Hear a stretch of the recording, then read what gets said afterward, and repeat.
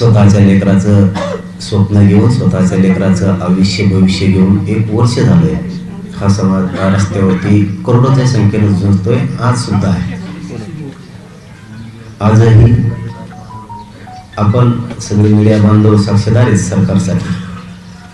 पूर्ण मंडळ फुल झालाय. इतक्या ताकदीनं आजही मराठी आंदोलनात उभा आहे. माझा गणित मराठ्यांच्या प्रश्नांचं जाण मात्र सरकारला नाही. हे उपोषण यासाठी सुरू आहे.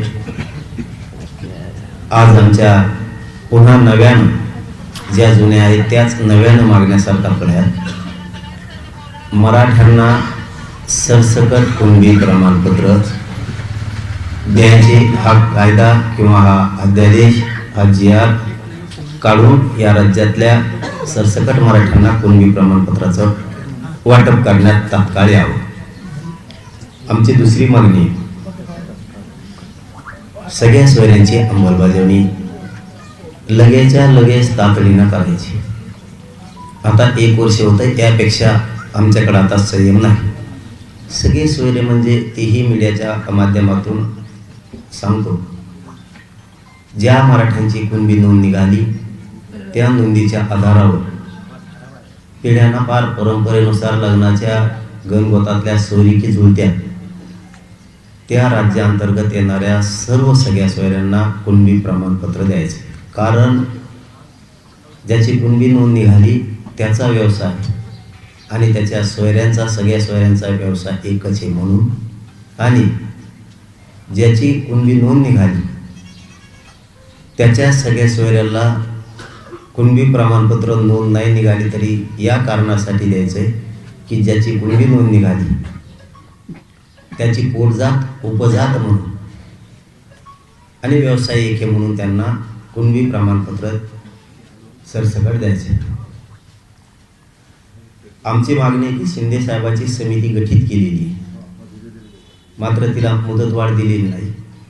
तिला तातडीनं मुदतवाढ द्यायची. कक्षेपूर्वीचे जे स्थापन केलेले होते मुख्यमंत्री शिंदे साहेबांना ते पुन्हा सुरू करायचे. वंशवळ समिती गठीत करायची. शिंदे समितीला उर्दूचे, फारसीचे आणि बोलीलिपीचे अभ्यासक द्यायचे, मनुष्यबळ वाढवायचे.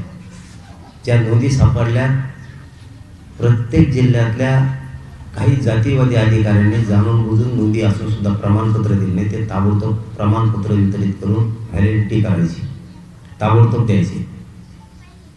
या मागण्यासाठी जवळपास 2.5 वर्ष झाले आम्ही सलग झुंजतोय.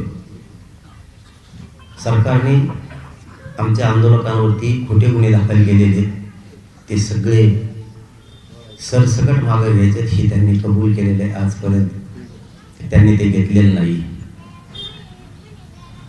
आमच्या हैदराबाद गॅजेट ते गॅजेटियर सुद्धा तात्काळ लगेचच्या लगेच मुख्यमंत्री फडणवीस साहेबांनी लागू करायचंय. सातारा संस्थांचं, बॉम्बे गव्हर्नमेंटचं, औंध संस्थांचं हे तातडीने लगेचच्या लगेच ते लागू करायचे, त्याची अंमलबजावणी करायची. म्हणून आजपासून पुन्हा आमरण उपोषण सुरू आम्ही केले.